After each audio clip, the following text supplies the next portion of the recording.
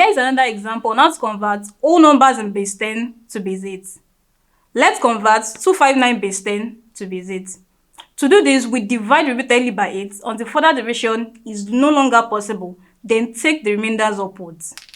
Solution. Draw a table. The number we are converting, 259, at this side. The base we are converting it to, 8, at the other side. 8 goes in 25. We have 3, remainder 1. 8 goes in 19. That's 2, which is 16, remainder 3. Divide again by 8. 8 goes in 32. You have 4, remainder 0. Divide again by 8.